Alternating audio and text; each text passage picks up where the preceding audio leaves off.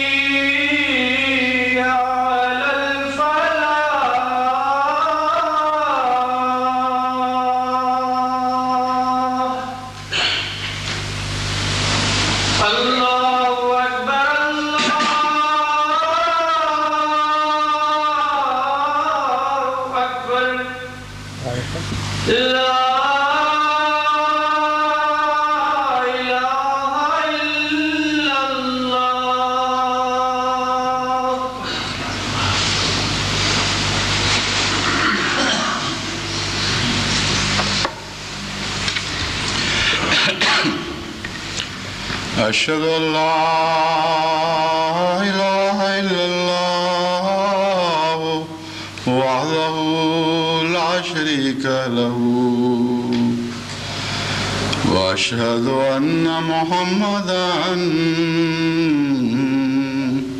عبده ورسوله. أما بعد فأعوذ بالله من الشيطان الرجيم. بسم الله الرحمن الرحيم. الحمد لله رب العالمين الرحمن الرحيم مالك يوم الدين. إياك نعبد وإياك نستعين. اهدنا الصراط المستقيم صراط الذين أنعمت عليهم غير المغضوب عليهم ولا الضالين.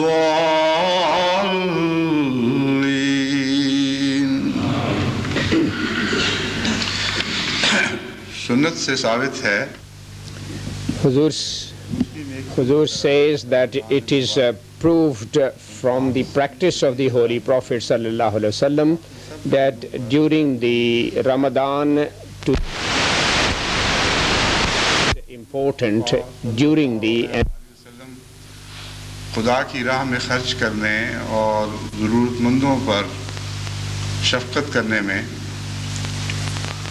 تمام دوسرے متقیوں سے آگے بڑھے ہوئے تھے، اور آپ کی انفاق فی سبیل اللہ کی مثال ایسی ہی تھی جیسے تنک رفتار سے باد صبا چلتی ہو، جو رحمتوں کا پیغام لے کر آتی ہو اور جہاں سے گزرے وہاں سے پھول کھلا دے۔ رمضان مبارک میں راوی بیان کرتے ہیں اس ہوا میں مزید تیزی پیدا ہو جاتی تھی، جیسے ہم جانتے ہیں کہ برساتی ہوائیں خاص جوش اور تندی کے ساتھ چلتی ہیں، اسی طرح حضرت اقدس محمد مصطفیٰ صلی اللہ علیہ وآلہ وسلم کی رحمت اور شفقت علی الناس کی ہوائیں غیر معمولی تیزی اختیار کر لیا کرتی تھی۔ وہی سنت آپ کے وقت سے آج تک مسلمانوں میں جاری و ساری ہے، اور وہ لوگ جو بالعموم غرباء پر خرچ کرنے کے عادی نہیں بھی ہوتے، رمضان مبارک میں کچھ فرضی نیکیوں کی بنا پر، کچھ رمضان کے مبارک ماحول سے اور سنت کی یاد سے متاثر ہو کر وہ بھی اپنے دل اور اپنے ہاتھ اپنے غریب بھائیوں کے لیے کھول دیتے ہیں۔ جماعت احمدیہ خدا کے فضل سے اس سنت کی بہت ہی اخلاص کے ساتھ پابند ہے، اور میں سمجھتا ہوں کہ دنیا میں شاذ ہی کوئی ایسی جماعت ہوگی جو من حیث الجماعت اس قدر اہتمام کے ساتھ اجتماعی طور پر بھی اور انفرادی طور پر بھی انفاق فی سبیل اللہ کے نمونے دکھاتی ہو، اور رمضان مبارک میں جس میں ایک غیر معمولی تیزی نہ آ جاتی ہو۔ چنانچہ بوسنیا کے لیے جو میں نے تحریک کی تھی اس میں رمضان سے ذرا پہلے کی بات ہے، رمضان کے مہینے نے اس میں میری مدد کی، اور اللہ کے فضل سے جماعت نے جس رنگ میں اس پر لبیک کہا ہے وہ قابل رشک ہے، اور باقی سب دنیا کی ان جماعتوں کے لیے، خواہ وہ مسلمان ہو یا غیر مسلم، جو انسانی ہمدردی میں کچھ خرچ کرنا چاہتی ہیں، ایک نمونہ ہے۔ اس کے علاوہ اس مہینے میں میں جانتا ہوں کہ انفرادی طور پر بھی اور خاندانی طور پر بھی اور جماعتوں میں اجتماعی طور پر بھی اپنے غریب بھائیوں کی بہبود پر بہت کچھ خرچ کیا جاتا ہے۔ ہمیں دعا کرنی چاہیے کہ یہ سب خرچ محض للہ ہو اور اللہ کی رضا کے سودے کیے جائیں، نہ کہ نفس کی انا کے، اور جو کچھ بھی ہو خدا کی خاطر ہو، بندوں کو دکھانے کے لیے نہیں بلکہ اللہ کی رضا جیتنے کی خاطر۔ مختصراً میں بوسنیا کی تحریک سے متعلق چند اعداد و شمار رکھتا ہوں تاکہ وہ جماعتیں جو ابھی تک اس قربانی میں پوری طرح شریک نہیں ہو سکی ان کو بھی ایک تحریک پیدا ہو، اور باقی اپنے دوسرے بھائیوں سے آگے بڑھنے کی روح ان کے اندر بھی جولانی دکھائے۔ جب سے میں نے یہ اعلان کیا ہے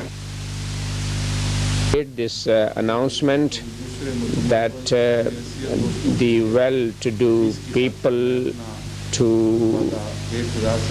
give them impetus, I tell people about my own subscription. I will increase it by that I had increased it, and people. انگلستانی کی ایک احمدی مخلص خاتون نے جمعہ سنتے ہی اسی وقت 6,000 پاؤنڈ کا وعدہ اپنی طرف سے اور اپنے بچوں کی طرف سے کیا اور ادا کر دیا، اور پھر موریشس سے ایک مخلص احمدی دوست کی فیکس فوراً ملی کہ وہ اپنے اور اپنے بزرگ والد کی طرف سے 12,000 پاؤنڈ کا وعدہ پیش کرتے ہیں۔ پھر پاکستان سے، کراچی سے خاص خصوصاً اور لاہور سے بھی، مگر اس سے پہلے پنڈی سے، راول پنڈی سے مجھے یاد ہے، سب سے پہلے راول پنڈی سے پاکستان سے لبیک ہوئی، اور ایک مخلص احمدی ڈاکٹر نے 6,000 پاؤنڈ کا وعدہ پیش بھی کیا اور ادا بھی کر دیا، وعدہ بھی پیش کیا اور ادائیگی بھی کر دی۔ پھر ایک اور احمدی ڈاکٹر کی طرف سے بھی اسی کا اعادہ ہوا۔ پھر کراچی کی جماعت سے متعدد احباب کے وعدے اور وصولیوں کی اطلاع ملی، بعض نے کہ 6,000 کے وعدے کر کے ادائیگی کی، بعض نے 12,000 تک کی بھی کی، اور ایک خاندان کے 3 افراد نے 6,000 یعنی 18,000 کے وعدے کیے، اور جہاں تک مجھے یاد ہے ادائیگی اس خاندان نے بھی کر دی ہے۔ تو اب تک یہ رقم بڑھ کر 2,10,000 پاؤنڈ تک پہنچ چکی ہے، اور یہ وعدے نہیں ہیں بلکہ وصولیاں ہیں خدا کے فضل سے، کیونکہ اس تحریک میں اللہ ماشاءاللہ جس نے وعدہ کیا اس نے فوراً ادائیگی بھی کر دی۔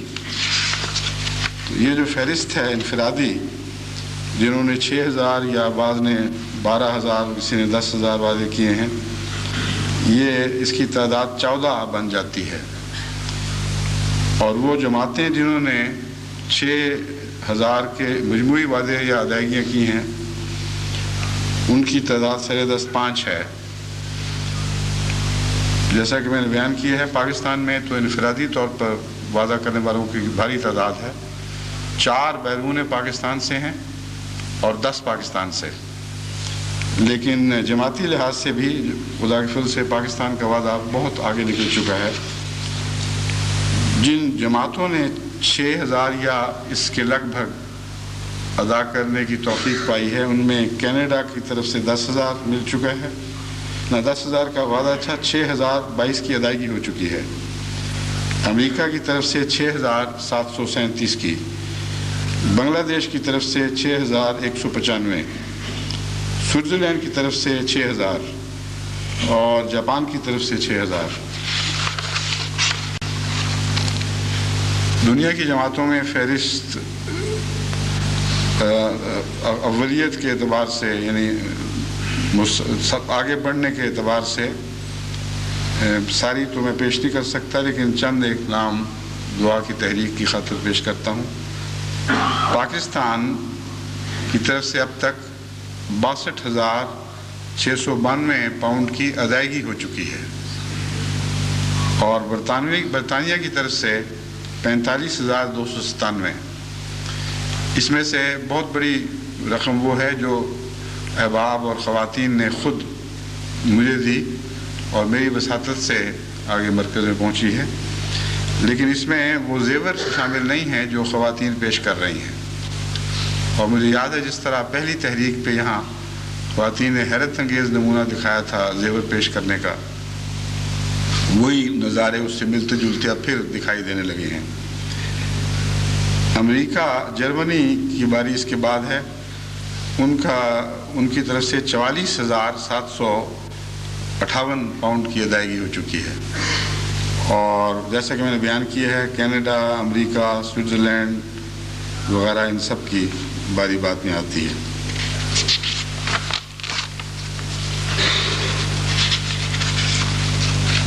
تعجب کی بات ہے کہ بنگلہ دیش جس پر بہت زیادہ مالی بوجھ ہے، اور چونکہ وہاں مسجدیں جلائی گئیں اور بہت بھاری تعداد میں بھاری نقصان جماعت کو پہنچا، اور بڑی قربانی کی روح دکھاتے ہوئے بنگلہ دیش نے خدا کے فضل سے اپنی ضائع شدہ نقصان والی جائیداد کو بحال کیا، بہت خرچ کیا، بہت محنت کی، لیکن اس تحریک میں فوری طور پر ان کی طرف سے بھی 6,000 سے زائد کی وصولی کی اطلاع ملی ہے۔ اللہ تعالیٰ انہیں بہترین جزا دے اور ان کے اموال میں اور بھی برکت دے۔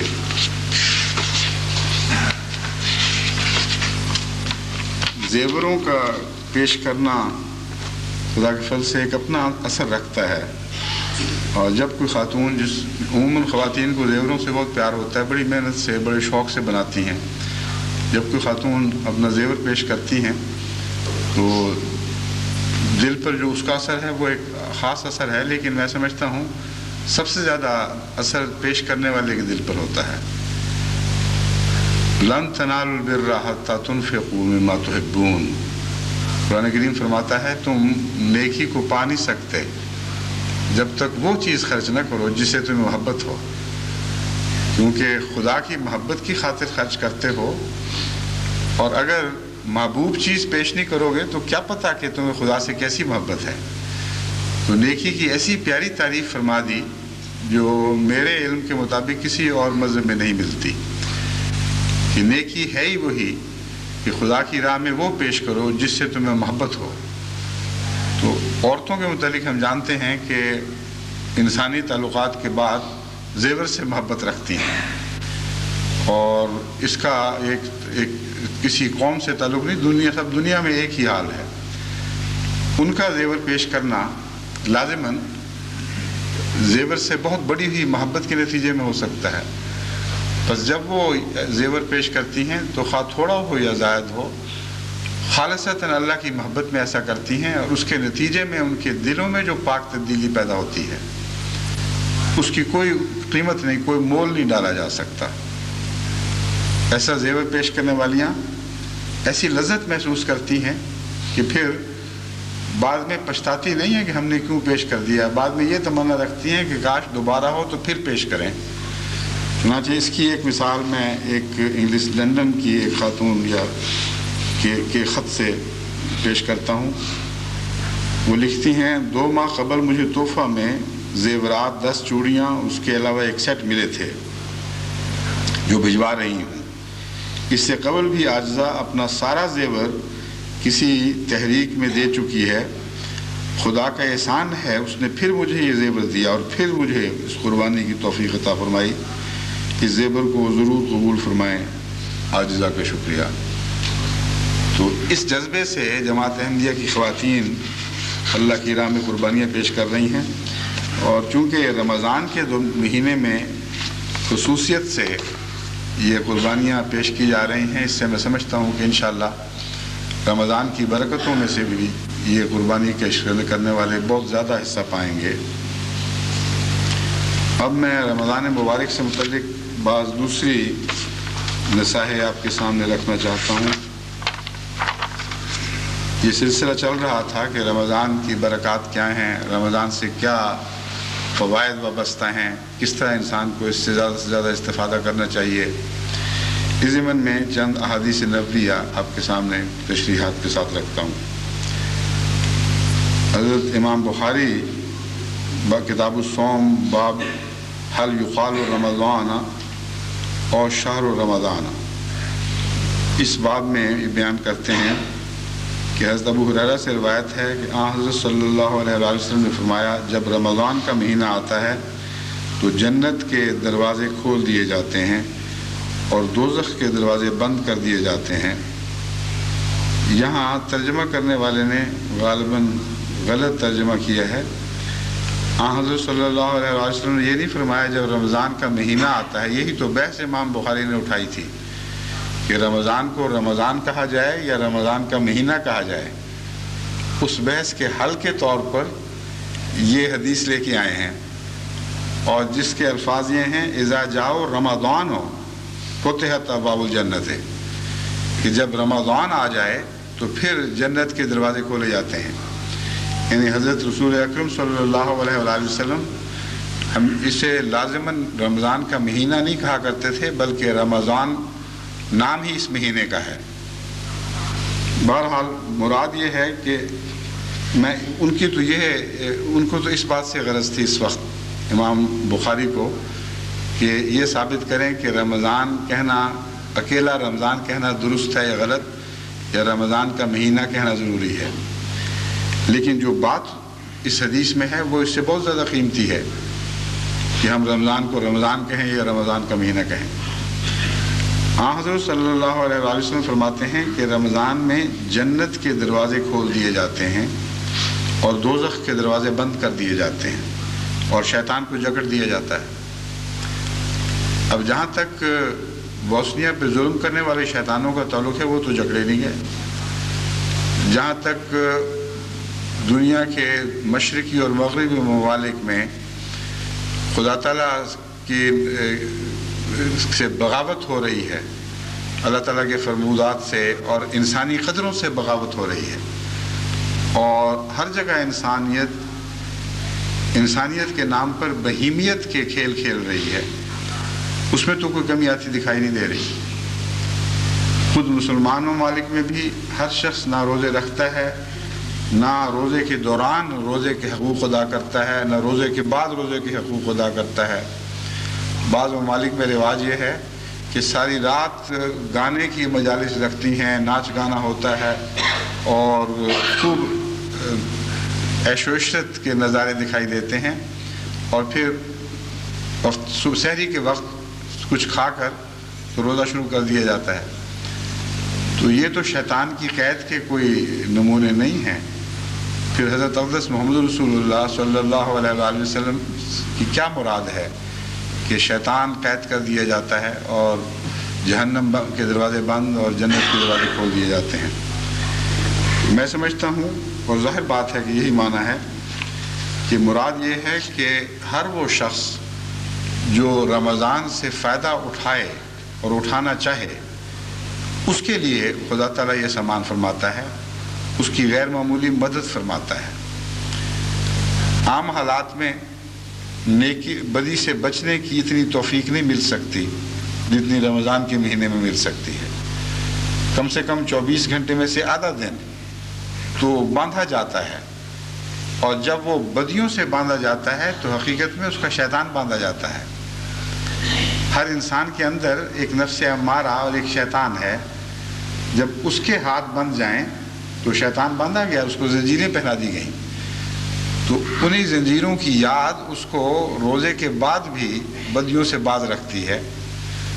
ان معنوں میں وہ شخص جو رمضان سے فائدہ اٹھانا چاہے، جو خدا کی خاطر بدیوں سے رکنا چاہے اور نیکیوں میں آگے بڑھنا چاہے، اس کے لیے یہ مہینہ یہ پیغام لاتا ہے کہ شیطان کے ہاتھ باندھ دیے گئے اور نیکیوں میں ترقی کے نتیجے میں جنت کے دروازے کھول دیے گئے، بدیوں سے رکنے کے نتیجے میں جہنم کے دروازے بند کر دیے گئے۔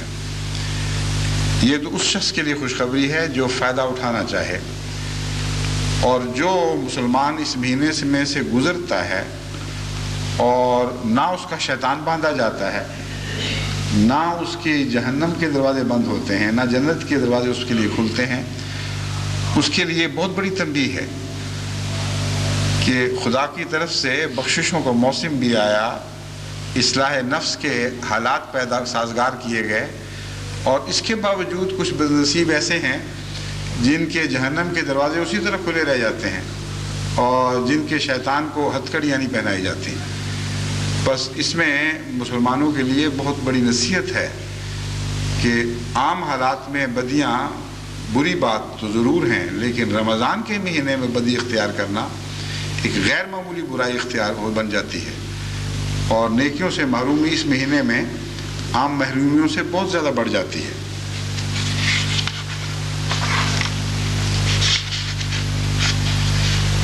ایک اور جگہ آن حضرت صلی اللہ علیہ وسلم نے فرمایا، یہ بھی بخاری کتاب الصوم سے حدیث لی گئی ہے، عن ابی ہریرہ رضی اللہ تعالی عنہ قال قال رسول اللہ صلی اللہ علیہ وسلم قال اللہ عز وجل کل عمل ابن آدم لہ الا الصیام فإنہ لی وانا اجزی بہ۔ بعض روایتوں میں اجزا بہ کا ذکر ملتا ہے۔ والصیام جنۃ فاذا کان یوم صوم احدکم فلا یرفث ولا یصخب فإن صابہ احد او قاتلہ فلیقل انی صائم والذی نفس محمد بیدہ لخلوف فم الصائم اطیب عند اللہ من رح المسک للصائم فرحتان یفرحہما اذا افطر فرح واذا لقی ربہ فرح بصومہ۔ اس کا ترجمہ یہ ہے کہ حضرت ابو ہریرہ سے روایت ہے، آپ نے عرض کیا کہ آپ نے کہا حضرت صلی اللہ علیہ وسلم نے فرمایا کہ اللہ عز و جل فرماتا ہے کل عمل ابن آدم لہ، انسان کا ہر عمل اس کی خاطر ہوا کرتا ہے، الا الصیام سوائے روزے کے، روزے اس کے لیے نہیں ہوتے، فإنہ لی وہ میری خاطر ہوتے ہیں، وأنا أجزی بہ اس کا ترجمہ ایک یہ بنتا ہے میں اس کی جزا دیتا ہوں، اور دوسری روایت کے مطابق میں خود اس کی جزا ہوں۔ والصیام جنۃ اور روزے تو ڈھال کی طرح ہوتے ہیں، فإذا کان یوم صوم احدکم فلا یرفث ولا یصخب، جب بھی انسان کو روزے کا دن نصیب ہو اس میں وہ بیہودہ گوئی سے کام نہ لے اور شور و شر سے پرہیز کرے۔ اگر اسے کوئی شخص گالی دے یا اس سے لڑائی کرے تو اس سے یہ کہے کہ میں تو روزے دار ہوں، وہ ذات جس کے ہاتھ میں محمد کی جان ہے، یہ رسول اللہ صلی اللہ علیہ وسلم فرماتے ہیں، اس ذات کی قسم جس کے ہاتھ میں محمد کی جان ہے کہ روزے دار کے منہ کی بو اللہ کے حضور مشک کی خوشبو سے بہت بہتر ہے۔ للصائم فرحتان، روزے دار کے لیے دو خوشیاں مقدر ہیں، ایک وہ جب وہ روزہ کھولتا ہے تو اس کا دل فرحت سے لبریز ہو جاتا ہے، اور دوسری وہ خوشی جب وہ اپنے رب کو پا لیتا ہے۔ اس سلسلے میں اس حدیث کے تعلق میں بعض وضاحتیں ضروری ہیں۔ سب سے پہلے تو یہ ہے کہ فرمایا گیا کہ ہر نیکی ہر انسان اپنے لیے کرتا ہے، اور یہ نیکی جو ہے یہ اللہ کی خاطر ہے، اور اللہ اس کی جزا ہے، یا اللہ اس کی جزا دیتا ہے۔ اس کا کیا مطلب ہے؟ کیا نمازیں اپنے نفس کے لیے پڑھی جاتی ہیں؟ کیا خدا کی راہ میں خرچ اپنے نفس کے لیے کیا جاتا ہے؟ کیا بنی نوع انسان کی دوسرے کسی رنگ میں خدمت کرنا انسان اپنے نفس کی خاطر کرتا ہے اور صرف روزہ خدا کی خاطر رکھتا ہے؟ یہ تو قابل فہم بات ہی نہیں ہے۔ اس لیے عام طور پر جو لوگ اس حدیث کو پڑھ کر گزر جاتے ہیں اور غور نہیں کرتے، وہ ایک بہت اہم بنیادی نقطے سے محروم رہ جاتے ہیں۔ وہ جو جس حقیقت کی طرف اس میں اشارہ فرمایا گیا ہے، اس حقیقت کو سمجھے بغیر عام طور پر لوگ اس حدیث سے گزر جاتے ہیں، اور یہ ایک مشکل مسئلہ ہے جسے ٹھہر کر غور کر کے سمجھنا چاہیے۔ میں نے اس پر غور کیا، اور جب سمجھ نہ آئی تو پھر دعا کی کہ اللہ تو ہی سمجھا، آخر یہ کیا فرق ہے، کیوں خدا تعالیٰ نے ایسی عجیب بات فرمائی؟ کیونکہ یہ حدیث قدسی ہے، رسول اللہ صلی اللہ علیہ وسلم نے خدا کی طرف منسوب فرمائی ہے، اس لیے اللہ ہی نے فرمایا جو آپ نے آگے ہم تک پہنچایا۔ تو مجھے اس کا ایک مضمون سمجھ آیا، اور میں سمجھتا ہوں کہ جس طرح میرے دل کے لیے وہ مطمئن کرنے کا مجھے بنا، آپ کے لیے بھی مطمئن کرنے کا مجھے بنے گا۔ نیکیاں سب سے پہلے یہ سمجھنا چاہیے کہ لقاء اس کی جزا بتائی گئی ہے، اس نیکی کی خدا سے ملاقات، اور دوسری جگہوں سے یہ پتہ ثابت ہوتا ہے، ویسے بھی انسان اپنی عقل سے سلیم سے بھی جانتا ہے کہ مرنے کے ساتھ لقاء کا تعلق ہے۔ جو انسان مر جاتا ہے اسے لقاء باری تعالیٰ نصیب ہوتی ہے، اور مرنا دونوں طرح سے ہوتا ہے، روحانی لحاظ سے بھی اور جسمانی لحاظ سے بھی۔ اور جب انسان مرتا ہے تو قرآن کریم سے قطعی طور پر ثابت ہے وہ وہاں سے لقاء شروع ہو جاتی ہے، یعنی روحانی لقاء تو زندگی میں ہی شروع ہو جاتی ہے، لیکن مرنے کے بعد تو ہر شخص خدا کے حضور حاضر ہوگا۔ میں نے غور کیا کہ جتنی دوسری نیکیاں ہیں، وہ نیکیاں اگر جاری رکھی جائیں یا ان میں انتہا کر دی جائے تو اس کے نتیجے میں آدمی مر نہیں سکتا۔ نمازیں پڑھتا رہے، سارا دن نمازیں پڑھے، کھانا اگر نہیں چھوڑتا اور پانی نہیں چھوڑتا تو مرے گا نہیں۔ اگر ایک انسان خدمت خلق کرتا ہے تو بے شک جتنی چاہے کرے، اس کے نتیجے میں مر نہیں سکتا۔ روزہ ایک ایسی چیز ہے جس کے نتیجے میں زندگی کے واجبات انسان اپنے اوپر حرام کر لیتا ہے، اور اگر روزہ لمبا کر دیا جائے تو 2 3 4 5 دن کے عرصے کے اندر انسان کا انجام لازماً موت ہے۔ بس اس کا منطقی نتیجہ یہ نکلتا ہے کہ انسان اگر روزے کی نیکی کو بڑھائے گا، لمبا کرے، تو ملاقات اللہ تعالیٰ کی ملاقات کے لیے روانہ ہو جاتا ہے۔ اس سے کم درجے پر یہ سفر پھر ختم نہیں ہوتا۔ اللہ تعالیٰ کی یہ شان ہے کہ ہر نیکی کو اپنے منتہا تک پہنچنے سے پہلے اپنے فضل سے روک دیتا ہے، اور فرماتا ہے کہ باقی جزا میں اپنے فضل سے دوں گا۔ نمازیں ہم جتنی پڑھتے ہیں، اگر اتنی ہی جزا ہمیں ملے تو ایک انسان کی ساری عمر کی نمازیں اگر ملا لی جائیں تو زیادہ سے زیادہ 20 سال کی عبادت کہہ سکیں گے آپ اس کو، جو بہت ہی عبادت کرنے والے ہیں ان کی 20 سال کی بن جائے گی. تو 20 سال کی جنت کے بعد اس کی نیکی ختم، اس کی جزا ختم. پر اللہ تعالیٰ اسی نیکی کو اس طرح آگے بڑھا دیتا ہے کہ گویا وہ ہمیشہ کے لیے جاری ہوگی، اور جو جزا اس ہمیشگی کے نتیجے میں ملنی چاہیے وہ اس کو عطا ہوتی ہے. بس نمازوں کی جزا بھی اس طرح ملتی ہے اور دوسری نیکیوں کی جزا بھی اس طرح ملتی ہے، لیکن کسی نیکی کے نتیجے میں چونکہ موت مقدر نہیں ہوتی اگر اسے بڑھا دیا جائے، اس لیے وہ جزا نہیں ملتی. اسے یہ نہیں کہا جا سکتا کہ اللہ خود اس کی جزا ہے، یہ نیکی اگر تم زیادہ کرو گے تو آگے میں کھڑا ہوں گا. تو فرمایا تم نے اب میری خاطر گویا موت قبول کر لی ہے. اگر روزہ بڑھ جائے اور لمبا ہو جائے تو لازماً تم مر جاؤ گے، ایک مرن برت بن جائے گا، اور مجھ سے ملنے کی خاطر جان دے رہے ہوگے. گویا کہ میں تمہارا قربانی کا وقت چھوٹا کر دیتا ہوں، لیکن تمہاری قربانی کی روح قبول کر لیتا ہوں، کیونکہ روزے اور کے فاقوں کے نتیجے میں چونکہ تم نے لازماً آخر مجھ تک ہی پہنچنا تھا، اس لیے میں نیکی کی مشقت کو کاٹ دیتا ہوں اور جزا بن کر خود آ جاتا ہوں کہ اچھا پھر ملاقات کرتے ہیں.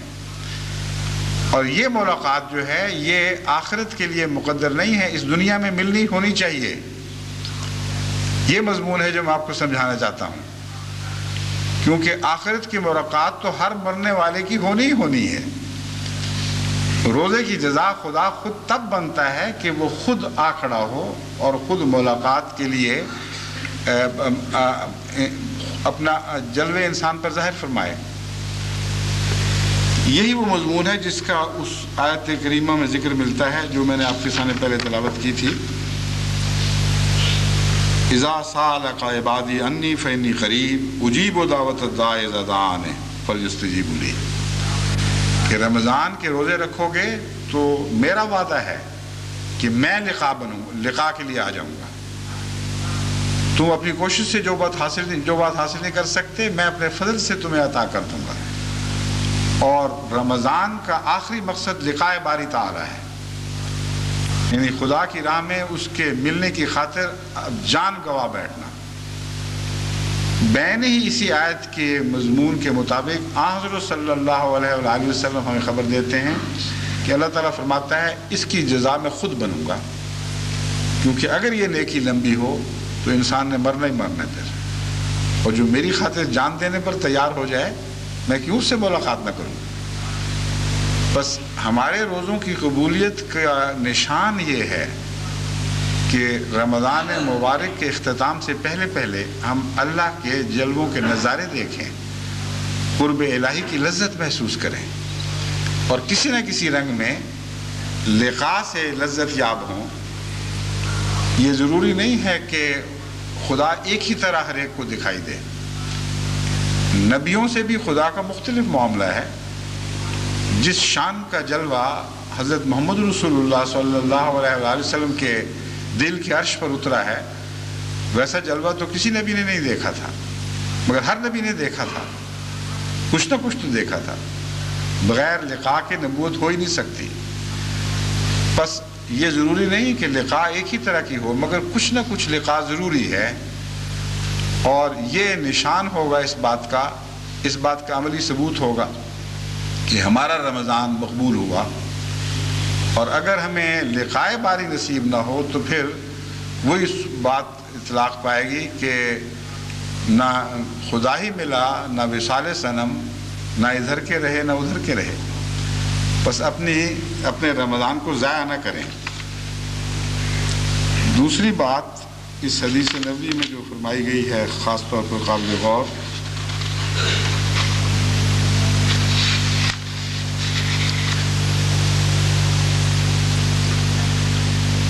آپ فرماتے ہیں کہ روزے دار کی منہ کی بو خدا تعالیٰ کے نزدیک ایسی ہے جیسے کستوری کی خوشبو ہو.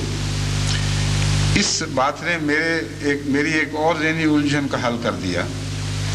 میں یہ سوچا کرتا تھا کہ انسان روزے کے وقت اپنے حواس خمسہ میں سے ہر چیز کی قربانی پیش کرتا ہے سوائے ناک کے.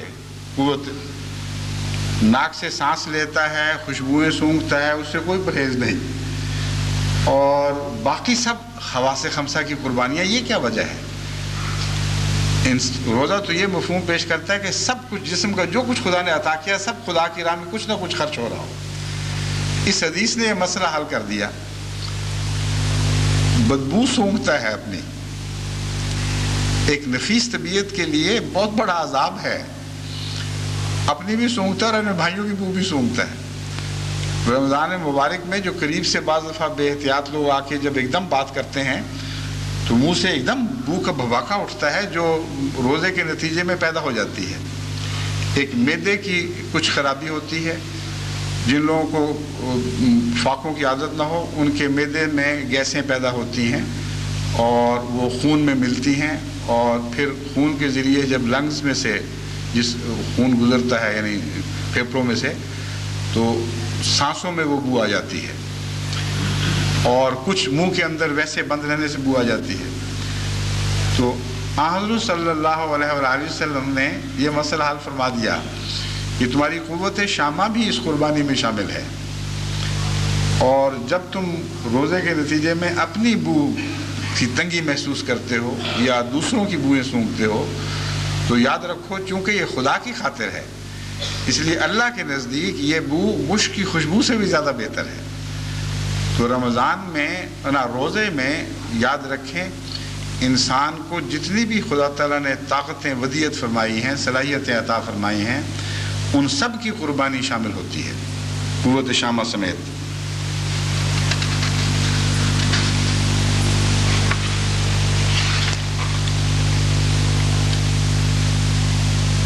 پھر اس میں حضرت صلی اللہ علیہ وآلہ وسلم نے فرمایا ہے کہ جب روزہ رکھو تو بیہودہ گوئی سے پرہیز کیا کرو اور شور و شر سے پرہیز کرو. بعض لوگوں کو بیہودہ گوئی کی عادت ہوتی ہے, یاوا گوئی جس کو کہتے ہیں, اور عام بات کرتے وقت بھی کچھ نہ کچھ بیہودہ کلام کر دیتے ہیں. بعضوں کو گالیاں دینے کی عادت ہے. ہمارے ملک میں تو اتنی عادت ہے کہ ذمہ دار ہل چلاتے وقت اپنے جانور کو بیچارے کو گالیاں دیتا رہتا ہے خام خواہ.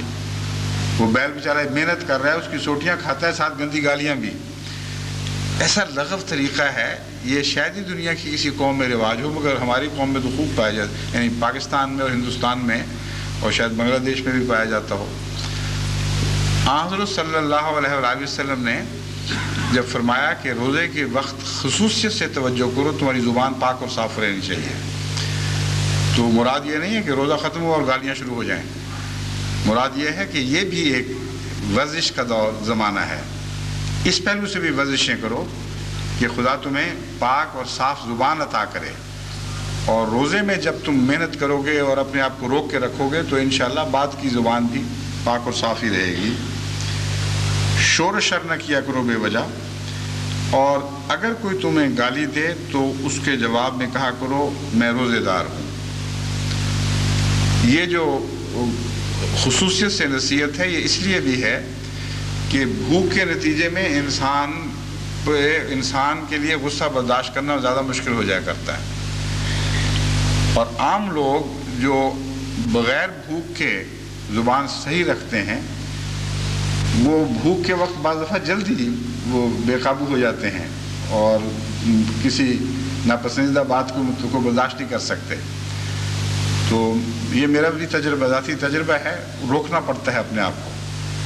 بس حضرت صلی اللہ علیہ وآلہ وسلم کی ہر نصیحت گہری انسانی نفسیات کے مطالعہ پر مبنی ہے, اور اللہ تعالیٰ کی طرف سے جو الہام کا نور نازل ہوا اس نے آپ کی اس فطری روشنی کو اور بھی زیادہ روشن تر کر دیا. نور علی نور کا نظارہ ملتا ہے آپ کی نصیحتوں میں. بس انسانی فطرت کے گہرے راز آپ کو روشن تھے اور ان کو پیش نظر رکھ کے آپ نے نصیحتیں فرمائی ہیں. اس لیے صرف وہ شخص پیش نظر نہیں جو بد کلام ہو, عموماً پاک کلام کرنے والوں کے لیے بھی ایک امتحان کا وقت ہے, ایک خطرے کے مقامات ہیں. رمضان مبارک میں خصوصیت سے روزے کے دوران اپنی زبان کی نگرانی کیا کریں.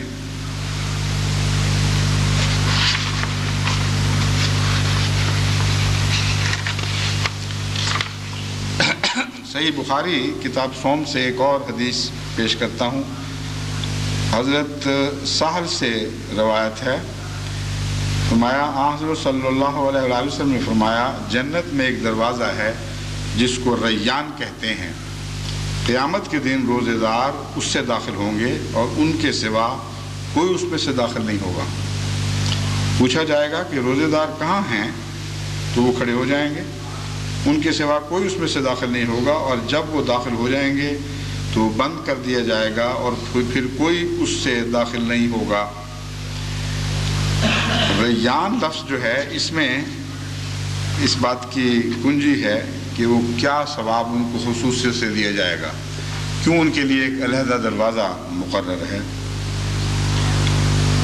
ریان ریا لفظ ریا سے صفت مشبہ ہے فعل سے. سیر ہونا، ضد العطشان یعنی پیاس کا الٹ، اور سیراب چہرے کو بھی لفظ یہی لفظ اطلاق پاتا ہے.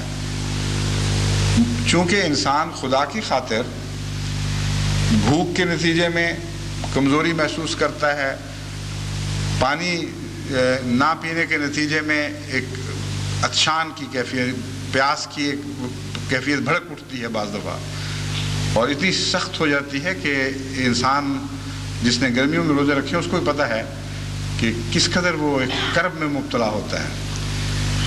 تو جنت میں دروازہ، ایسا دروازہ مقرر فرمانا جس کا عنوان ریان ہے، جس کے اوپر جعلی حرفوں سے گویا لکھا ہوگا کہ یہ سیرابی کا دروازہ ہے، اس میں سے لوگ داخل ہوں گے. جنت تو ایک ہی ہے، دروازے الگ ہوں گے تو کیا فرق پڑتا ہے؟ کیا صرف یہ اعزاز ہی ہے کہ ہم اس دروازے سے آئے تھے؟ اور پھر ایک وقت میں اور بھی تو دیکھیوں کے دروازے ہیں جن میں ایک روزہ دار آگے بڑھا ہوا ہوگا، کیا وہ ان سے محروم کر دیا جائے گا؟ یہ باتیں سمجھنے کے لائق ہیں. میں نے جہاں تک غور کیا ہے، حضرت اقدس محمد رسول اللہ صلی اللہ علیہ وآلہ وسلم نے مختلف دروازوں کا ذکر کر کے یہ اطلاع دی ہے کہ ہر وہ شخص جو کسی خاص نیکی میں امتیاز پائے گا، اسی جنت میں اس پہلو سے اس کو زیادہ مزہ آئے گا، اس کا لذت اٹھانے کی صلاحیتیں اجاگر کی جائیں گی. اور جس کا مطلب یہ ہے کہ دودھ اور شہد جو بھی شکل ہے اس کی، یعنی ظاہری تو نہیں ہے، لیکن جس طرح دودھ بعض انسان کے لیے بعض غیر معمولی غذائی صلاحیتیں رکھتا ہے یا شہد رکھتا ہے، لذتیں بھی رکھتا ہے، اس طرح کی کوئی چیز ہے. ہر شخص ان سے ایک جیسا مزہ نہیں اٹھا سکے گا. اب ایک آدمی ٹھنڈا میٹھا دودھ پیے، وہ اگر بھوکا ہے تو اس کو اور لطف آ رہا ہوگا، اور اگر وہ اس کا پیٹ بھرا ہوا ہے تو بعض دفعہ اس کا دل ہی نہیں چاہے گا، بلکہ دودھ پینے سے اس کو وتلی پیدا ہوگی. تو بظاہر جنت کی نعمتیں ایک جیسی ہوں گی، مگر جس دروازے سے انسان گزرے گا اس دروازے کی صلاحیتیں ساتھ لے کر اندر جائے گا. اور وہ شخص جس نے خدا کی خاطر بھوک اور پیاس کی تکلیفیں برداشت کی ہیں، اس کو اسی جنت میں ان دو پہلوؤں سے باقی سب سے زیادہ مزہ آ رہا ہوگا. وہ زیادہ عمدگی کے ساتھ اور زیادہ لطافت کے ساتھ سیراب کیا جا رہا ہوگا. بس حضور اکرم صلی اللہ علیہ وآلہ وسلم نے جو یہ حدیث اس قسم کے مضامین بیان فرمائے ہیں، بعض ظاہر پرست ان کا مطلب سمجھ نہیں سکتے. وہ سمجھتے ہیں بڑا فلاں گیٹ سے نکل جائیں گے، اندر داخل ہو جائیں گے، جس طرح دنیا میں گیٹوں کے ساتھ داخل ہوتے ہیں. وہ یہ بات نہیں ہے. وہ بعض تاثیریں ہیں، بعض غیر معمولی امتیازات ہیں جو ان کو بخشے جائیں گے، جو ان کے ساتھ داخل ہوں گے، گیٹ کے ساتھ پیچھے نہیں رہ جائیں گے. بس وہ غیر معمولی لطف جو روزہ دار روزہ کھولتے وقت محسوس کرتا ہے غذا سے، اس سے بہت زیادہ، غیر معمولی طور پر زیادہ جنت کی نعمات سے وہ محسوس کرے گا. پھر حضرت صلی اللہ علیہ وآلہ وسلم نے فرمایا کہ ایک روز، یہ سنن ترمذی سے حدیث لی گئی ہے. حضور نے فرمایا کہ جو شخص ایک روزہ بھی بغیر شرعی اجازت کے اور بیماری کے چھوڑتا ہے، پھر خواہ وہ زندگی بھر روزے رکھے، اس روزے کی قضا نہیں ہے. قضاء کا مضمون قرآن کریم میں کھول کر بیان فرما دیا گیا ہے، اور یہ اسی سے دراصل استنباط ہے۔ فرمایا کہ یہ شرطیں ہیں، یہ شرطیں اگر پوری ہوں تو تم روزہ نہ رکھو، اور اس روزے کے بدلے کچھ فدیہ دے دو اور کچھ بعد میں روزے رکھ لو۔ بس جو روزے چھوٹ گئے اس کے بدلے بعد میں روزہ رکھنے کی قضاء کی اجازت ہے۔ اگر وہ شرطیں پوری نہ ہوں تو خدا کی طرف سے قضاء کی اجازت ہی کوئی نہیں پھر۔ اس لیے جہاں اجازتیں مذکور ہو جائیں، ان اجازتوں سے باہر اگر کوئی انسان سے کوتاہی ہو جاتی ہے، کوئی فرض چھوٹ جاتا ہے، تو اس کی قضاء ہے ہی کوئی نہیں۔ بس روزہ چھوٹنے کی کوئی قضاء نہیں ہے، یہ یاد رکھیں۔ یعنی اگر عمداً بطور گناہ کے روزہ چھوڑا جاتا ہے، رکھنے کی طاقت کے باوجود چھوڑا جاتا ہے، تو پھر ساری عمر بھی روزے رکھیں تو وہ چھٹے ہوئے روزے بحال نہیں ہو سکتے۔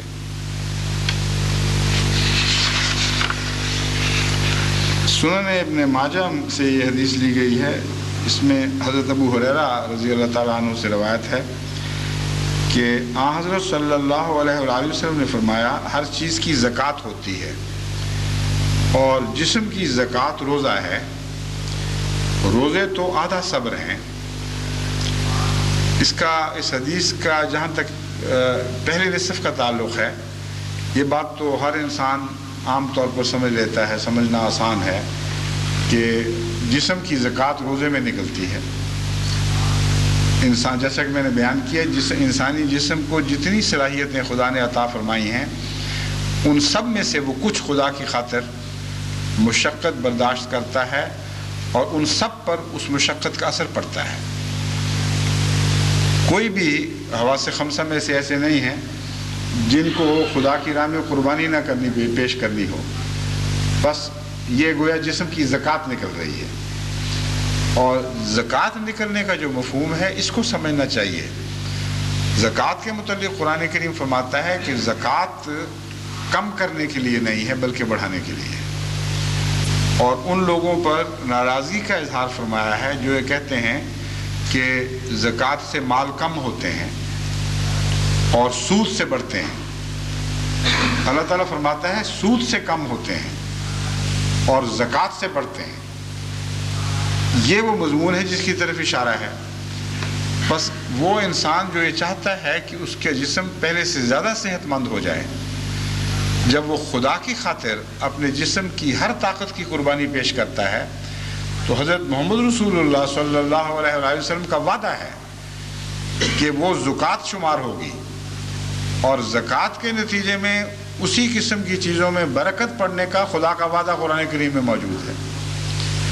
بس وہ جاہل جو یہ کہتے ہیں کہ روزے کے نتیجے میں مسلمانوں کی صحتیں کمزور ہو جاتی ہیں، یہ بے وقوفی ہے، ان کی لا علمی ہے۔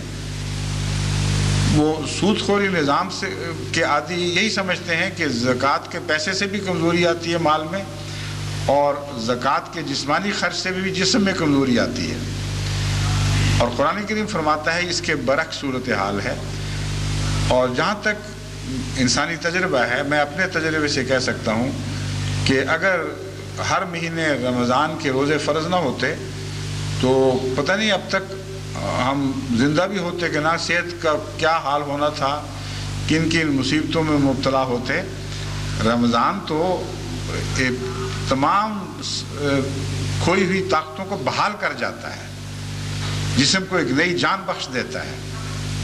وہ کمزوریاں جو انسان نے اپنی غفلت سے خود اپنے اوپر عائد کر رکھی ہیں، وہ بیماریاں جو انسان جن میں اپنی غلطیوں سے ملوث ہو جاتا ہے اور ان کا شکار ہو جاتا ہے، رمضان سے آ کے دھلنی شروع ہو جاتی ہیں اللہ کے فضل کے ساتھ۔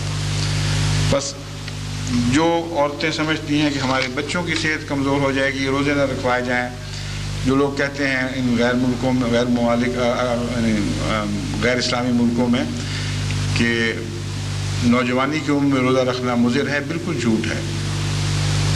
نوجوانی کی عمر میں فرض نہیں ہے، یہ درست ہے، لیکن جو رکھتے ہیں ان کو نقصان کوئی نہیں ہوتا۔ ہم نے قادیان میں اپنے گھروں کے ماحول میں یہی دیکھا کہ چھوٹے بچے بھی جو 8-9 سال کی عمر کو پہنچ جاتے ہیں، جو شوق سے روزہ رکھنا چاہتے ہیں، ان کو کبھی روکا نہیں گیا تھا۔ کبھی کسی نے یہ نہیں کہا کہ تمہاری صحت کمزور ہو جائے گی تم رک جاؤ.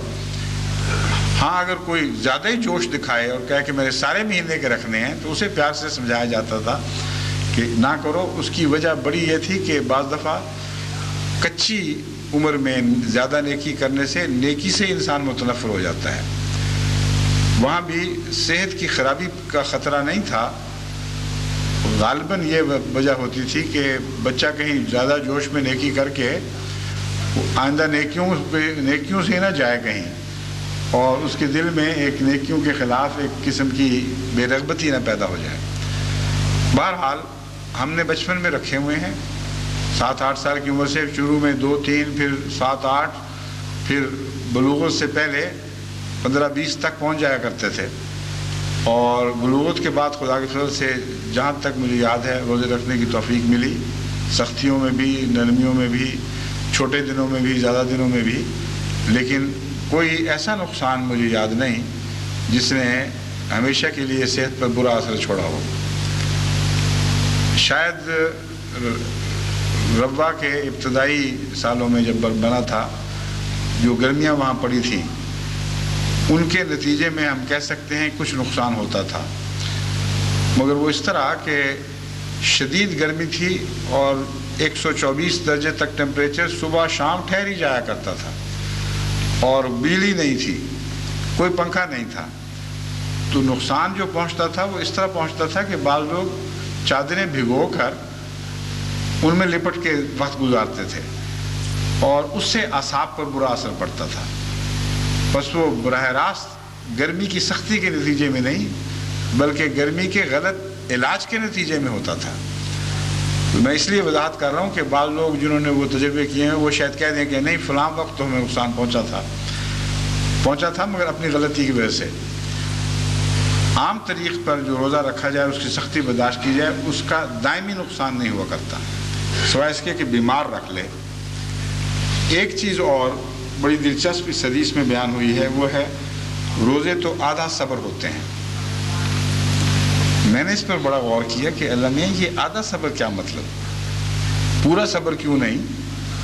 اور حضرت صلی اللہ علیہ وسلم جب ایک بات بیان فرماتے ہیں تو لازماً گہری حکمت پر مبنی ہوتی ہے.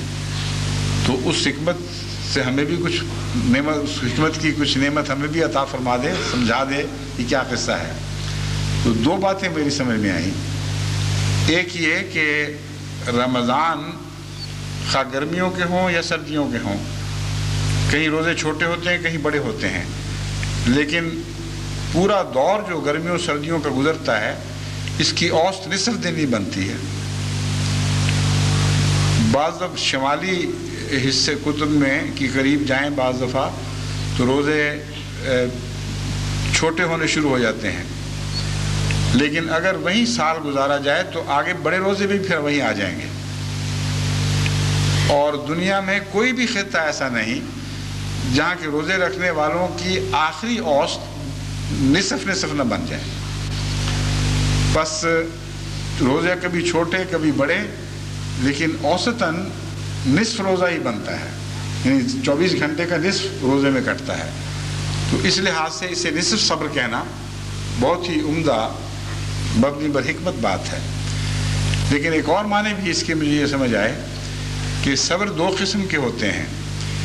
ایک ان بلاؤں پر صبر جن پر انسان کا اختیار نہیں، جیسا کہ آفات سماوی ہیں، جیسا کہ کسی ظالم کے ظلم ہیں، کوئی مالی نقصان پہنچا دیتا ہے، کوئی لٹیرا لوٹ کر لے جاتا ہے، کوئی جسمانی اذیتیں پہنچاتا ہے، جیسا کہ آج کل بوسنیا میں ہو رہا ہے اور بہت سے دیگر مسلمان ممالک میں بھی دکھائی دیتا ہے. کئی قسم کے ظلم ہیں جو ایک انسان دوسرے پر توڑتا ہے، یا جنہیں آفات سماوی کہتے ہیں، حوادث زمانہ، ان کے نتیجے میں انسان برداشت کرتا ہے. اور ان پر اگر کوئی صبر کرے تو وہ بیرونی مصائب پر صبر کرنا کہلائے گا، جن پر انسان کا اختیار ہی کوئی نہیں. صبر کی ایک قسم ہے جو اندرونی مصائب سے تعلق رکھتی ہے، جس میں بندے کا اختیار ہے. مثلا پانی ملتا ہو اور نہ پیے، بھوک لگی ہو اور روٹی نہ کھائے جو مل رہی ہو، دل چاہتا ہو کسی سے پیار کرنے کو اور خدا کی کا حکم رستے میں حائل ہو، ہرگز نہیں۔ نظر آوارہ ہونے کی تمنا پیدا ہو اور خدا کا حکم روک دے کہ خبردار، زبان چاہے کہ بے لگام ہو اور اللہ کا حکم کہے ہرگز نہیں، تو ہر جگہ پہرے بٹھا دیے جائیں، یہ صبر ہے۔ اور یہ صبر توئی صبر ہے جو انسان کی اپنی ذات سے تعلق رکھتا ہے۔ اس صبر کی جتنی تکلیفیں انسان خود اپنے اوپر عائد کرتا ہے عقل کے ساتھ فیصلہ کرتے ہوئے یا دل کے ساتھ فیصلہ کرتے ہوئے، جو بھی تعلق بات ہو، تو یہ نصف صبر ہے۔ تو حضرت صلی اللہ علیہ وآلہ وسلم نے فرمایا کہ رمضان نصف صبر ہے۔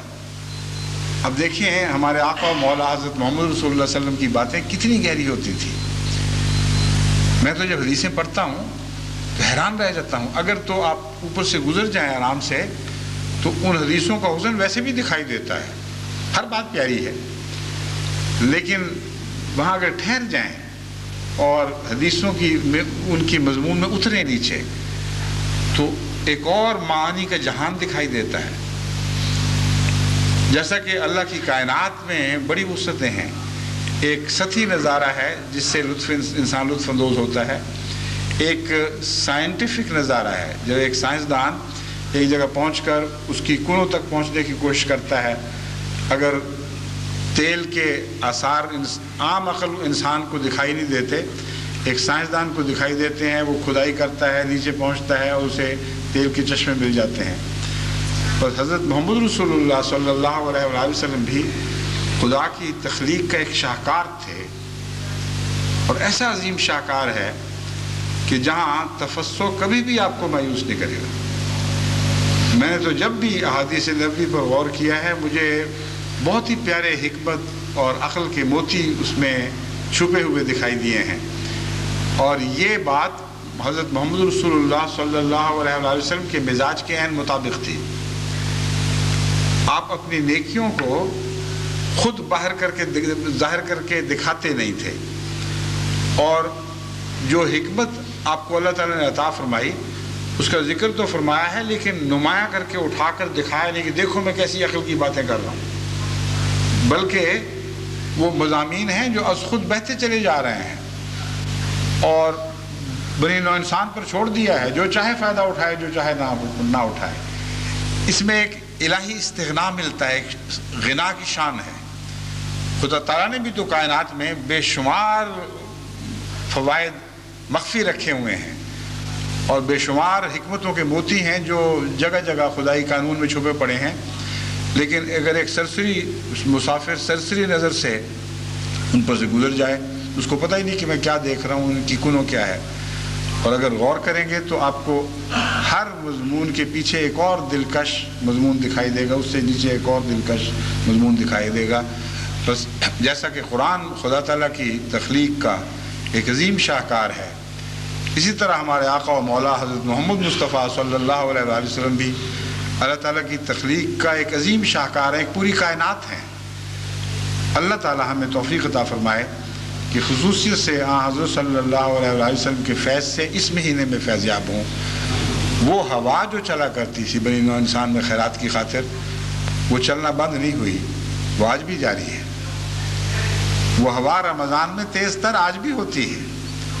وہ خزانے جو محمد رسول اللہ کے ارشادات میں مدفون ہیں اب بھی وہ حاصل ہو سکتے ہیں اگر کوئی انسان اپنا ہاتھ پھیلائے اور ان تک پہنچنے کی کوشش کرے۔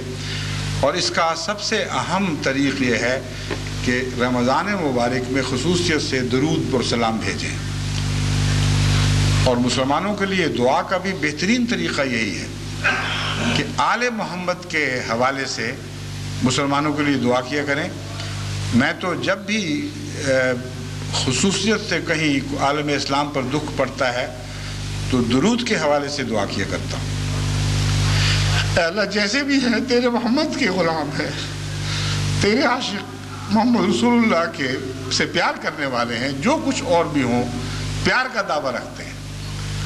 اور حضرت مسیح موعود علیہ السلام کے الفاظ میں میں اللہ کے حضور عرض کرتا ہوں کہ آخر کنند دعوی حب پیغمبرم، امت بگڑ گئی، بہت سی برائیوں میں مبتلا ہو گئی، تیرے فضلوں کی مستحق نہ رہی، نہ صحیح، لیکن تیرے اور ہمارے محبوب آقا محمد، تیرے محبوب بندے ہمارے محبوب آقا محمد رسول اللہ کے عشق کا دعویٰ تو رکھتے ہیں. اللہم صلی علی محمد وعلی آل محمد کما صلیت علی ابراہیم وعلی آل ابراہیم انک حمید مجید. اس طرح درود پڑھیں تو آپ کی ساری دعائیں امت کے حق میں جامع بھی ہو جائیں گی اور زیادہ قبولیت کا درجہ پائیں گی. اللہ تعالیٰ ہمیں اس کی توفیق عطا فرمائے.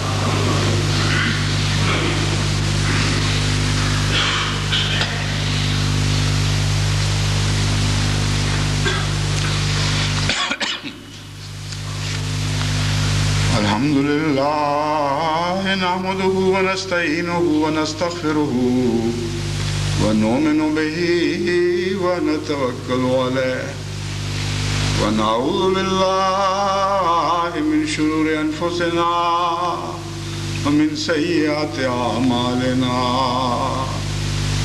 من يهده الله فلا مضل له ومن يضلله فلا هادي له. ونشهد أن لا إله إلا الله وحده لا شريك له